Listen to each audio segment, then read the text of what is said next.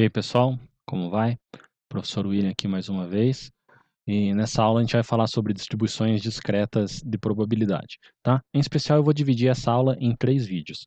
Esse vídeo aqui, a gente vai fazer uma pequena introdução para falar o que seria uma distribuição discreta de probabilidade e a gente vai trabalhar com alguns valores, alguns conceitos, aliás, né, que aparece, que é o de valor esperado e o de variância e desvio padrão. Em especial, o que a gente vai ver aqui nessa aula mesmo é como que a gente calcula, né, o que é e como que a gente calcula o valor esperado, a variância e o desvio padrão, a partir de uma tabela de distribuição de probabilidade, tá? Então vamos lá, vamos começar. Bom, lá atrás, na aula 2, né, a gente discutiu a diferença entre uma variável quantitativa discreta e uma variável quantitativa contínua, tá?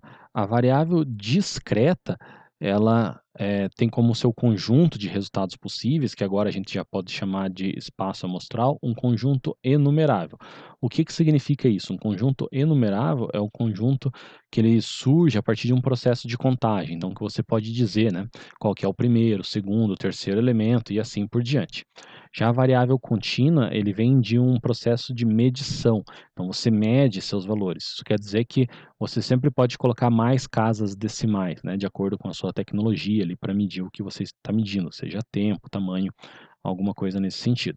Então a gente está trabalhando com processo de contagem, né? Vocês vão ver que nos exemplos que a gente trabalha, de alguma maneira aparece aqui a contagem de alguma forma, tá? Então vamos lá, continuando. Outra coisa, na aula anterior a gente viu como produzir uma tabela de distribuição de probabilidade, né? Aqui, ó, tabela de distribuição de probabilidade. Nessa aula de hoje a gente já vai partir de uma tabela de distribuição de probabilidade para fazer as contas que a gente tem que fazer, em especial ali de valor esperado, ou esperança, né, de variância e desvio padrão. Mas se você quiser, você pode voltar na aula anterior, eu vou deixar o link na descrição para você ver como que a gente constrói uma tabela de distribuição de probabilidade, né, desde o começo. E por fim, né, o que a gente vai ver aqui são alguns cálculos, né, que pode ser feito a partir dessa tabela de distribuição de probabilidade de uma variável aleatória discreta, né, e 2 modelos probabilísticos. Os 2 modelos probabilísticos eles vão aparecer nos outros vídeos, tá?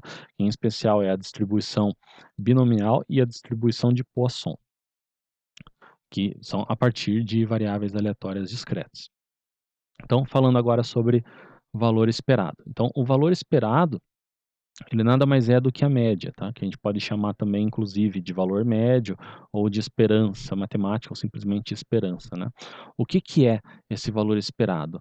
É aquele valor que dentro de uma distribuição de probabilidade, ele tem maior chance de ocorrer. Então, a ideia é exatamente a mesma ideia que a gente trabalhava antes de média, só que a média antes a gente calculava a partir de uma tabela de distribuição de frequência. Agora a gente vai calcular a partir de uma distribuição de probabilidade, certo? Então, é um pouquinho diferente conceitualmente, por isso que a gente utiliza às vezes esse outro nome aqui, que é o de valor esperado. Tá? Por meio dos exemplos que a gente vai ver aqui, a noção, entender o que é esse valor esperado vai ficar um pouquinho mais claro, tá? Então, dada uma variável aleatória discreta x, assumindo os valores x1, x2, x3, assim por diante, chamamos de valor esperado de x ou valor. Então, aqui é a fórmula dele. Eu quero que vocês reparem a semelhança que tem entre essa fórmula e a fórmula de média que tinha lá atrás, né, quando a gente calculava a média numa distribuição de frequência. Então, aqui a gente pode chamar de E de x, ou esperança de x, né? Essa última fórmula aqui é um pouquinho mais simples da gente entender. O que é? A somatória de cada um dos valores de x vezes a sua probabilidade de ocorrer. Antes, né, a média que a gente tinha de x, que a gente denotava dessa maneira aqui, era a somatória de cada um dos valores de x vezes a sua frequência, tá? Dividido, né, pelo n, que era o número total que a gente tem. Aqui, de certa forma, a probabilidade ele já traz, de alguma maneira, o dividido pelo n junto, né, com o f aqui, tá? Então, é um pouquinho diferente, mas a ideia é basicamente a mesma, tá? Então, somar cada um dos valores de x vezes as suas probabilidades. Vamos lá para os exemplos. Eu vou fazer 2 exemplos aqui. O primeiro que é com base numa tabela que a gente já trabalhou, né? Que talvez dê um resultado um pouquinho estranho, né, numa primeira vista, mas num segundo momento vocês vão ver que, no segundo exemplo, vocês vão ver que faz sentido fazer o cálculo dessa forma, o resultado final ele vai fazer um pouquinho mais de sentido, tá? Então vamos lá para o primeiro exemplo. Então, em um estacionamento, após contabilizar a quantidade de acidentes que ocorrem por dia, foi isso que a gente fez na aula anterior, né? Em um período de um mês, obteve-se a seguinte tabela de distribuição de probabilidade para a variável aleatória x igual a número de acidentes diários. Então, está aqui, ó, número de acidentes, né, e a probabilidade. Então, o que significa essa tabela? Que em um dia, a chance de não ter nenhum acidente, né, que é ter 0 acidentes, é de 73%. Em um dia, a chance de ter um único acidente é de 17%, a chance de ter 2 acidentes é de 7% e a chance de ter 3 acidentes é de 3%. É isso que essa tabela aqui está indicando. Tá? Vamos lá para a pergunta, né? Qual é o número de acidentes esperado em um dia? Então, a esperança do número de acidentes, né? É isso que ele quer. A esperança de x, né? Já que x é o número de acidentes. Então, antes, basicamente, a gente fazia a seguinte pergunta, né? Dado um número de acidentes, qual era a probabilidade de que ele ocorra? Agora, a pergunta é o contrário, né? Qual é o número de acidentes que a gente espera que ocorra em um dia? Então, vamos lá. A esperança de x é a somatória, né, de todos os x vezes a sua probabilidade. Então, como que vai ficar aqui nesse caso? É só pegar os valores de x multiplicados pelas suas probabilidades. Então, 0 vezes 0,73 mais 1 vezes 0,17 mais 2 vezes 0,07 mais 3 vezes... Opa, aqui eu coloquei uma vírgula. Deixa eu apagar aqui. Então, 3 vezes 0,03. Essa continha aqui a gente consegue fazer de cabeça, né? Então, 0 vezes qualquer valor é 0, mais 1 vezes um valor ele próprio, então 0,17, mais aqui vai ficar 0,14 e aqui 0,09. Então, somando tudo aqui, a gente tem que a esperança de x é igual a 0,4. Tá? Então, a gente espera, né, que a gente tenha uma média de 0,4 acidentes por dia. A gente pode interpretar mais ou menos dessa forma. Talvez faça um pouco mais de sentido se a gente escrever isso aqui como fração, né? 0,4 é a mesma coisa que 2/5. O que significa isso? Significa que a gente vai ter uma média de 2 acidentes a cada 5 dias. Tá? Talvez fique um pouquinho mais legível dessa maneira. Mas, sendo bem direto, a gente espera ter 0,4 acidentes por dia. É isso que a gente pode dizer com base nesse cálculo aqui. Tá? Não faz muito sentido, né, falar 0,4 acidentes em um dia, por isso que 2 acidentes a cada 5 dias fica uma maneira um pouquinho mais legível de interpretar esse valor. Tá? O segundo exemplo vai fazer um pouco mais de sentido aqui. Então vamos lá, uma empresa monta produtos de acordo com os pedidos dos seus clientes. O lucro X, né, então nossa variável aleatória é lucro, que cada produto dá, bem como a probabilidade que tal produto seja encomendado, está na tabela abaixo. Então vamos entender essa tabela aqui. Ó. Então o primeiro produto ele dá 15, digamos que esteja em reais aqui, né? Não tem unidade de medida, vamos supor que seja em reais. Ele dá 15 reais de lucro e a probabilidade é de 56% que ele seja encomendado. O segundo produto dá 10 reais de lucro e tem 23% de chance de ser encomendado. O terceiro produto dá 5 reais de lucro e tem 2% de chance de ser encomendado. E o último produto aqui, ó, ele dá um prejuízo de 5 reais e ele tem 19% de chance de ser encomendado. Aí você já vai perguntar por que a empresa vai fazer um produto, né, que dá prejuízo para ela. Bom, provavelmente por uma estratégia de mercado, né? Ele faz ali, ele oferece por um preço que acaba dando prejuízo, mas para estar dentro, né, dos valores de mercado, e provavelmente os clientes que compram esse produto aqui acabam comprando outros produtos também que, no final das contas, eles acabam tendo lucro, mesmo assim, tá?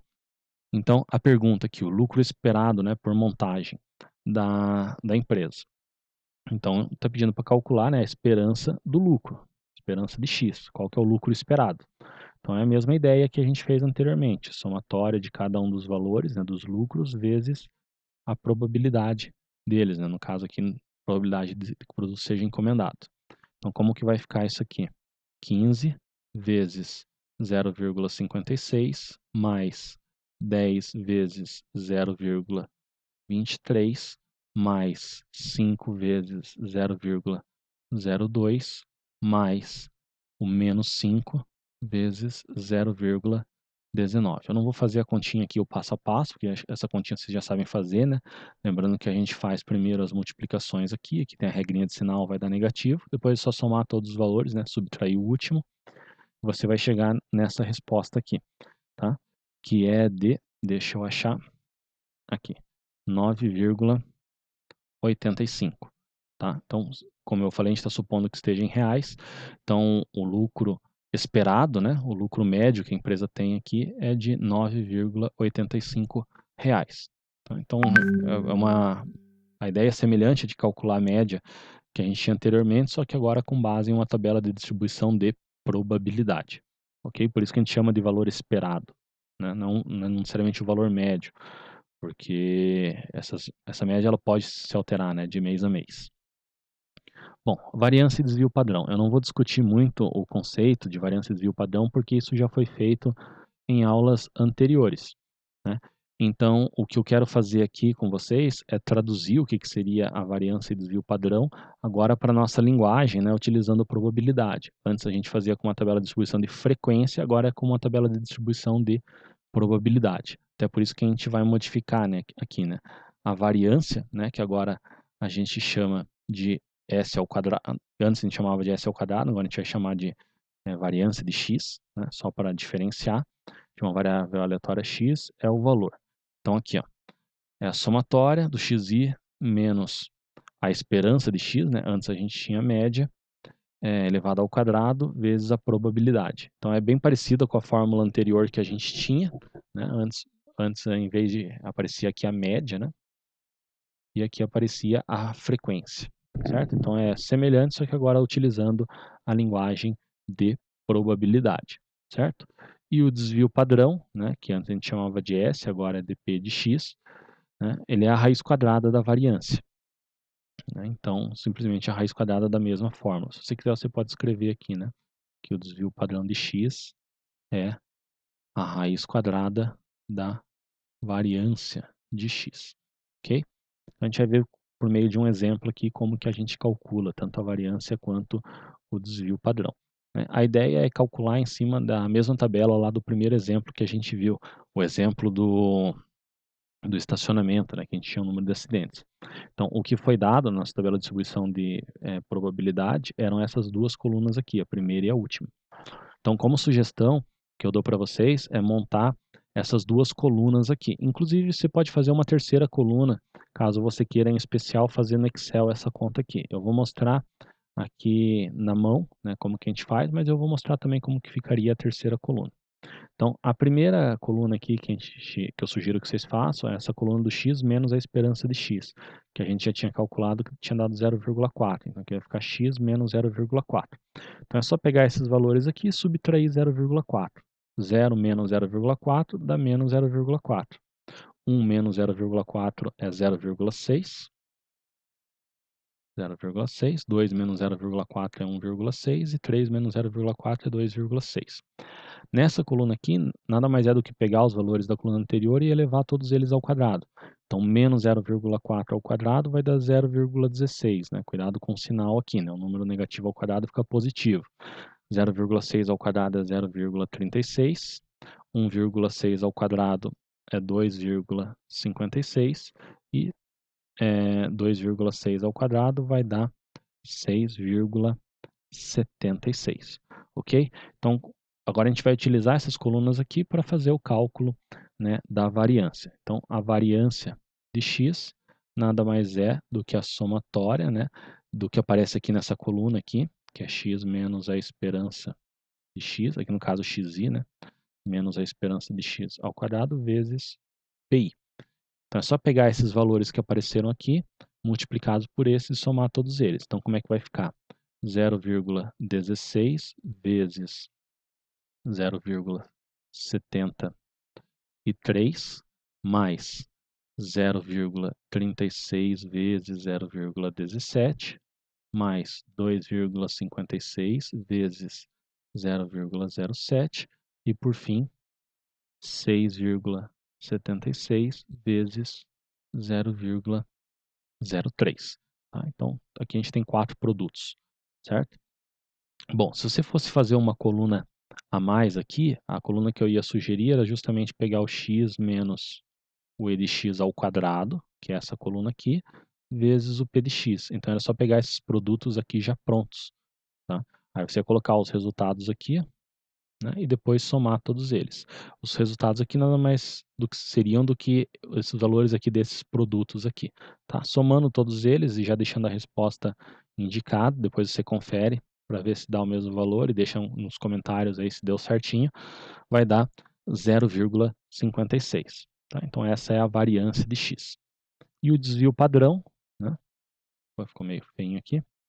Então desvio padrão de x nada mais é do que a raiz quadrada, né, da variância.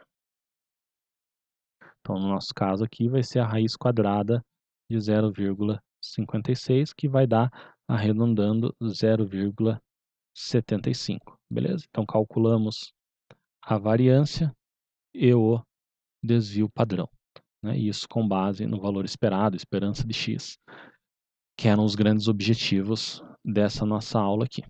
Então, é isso aí. Espero vocês nos próximos vídeos aí. Valeu!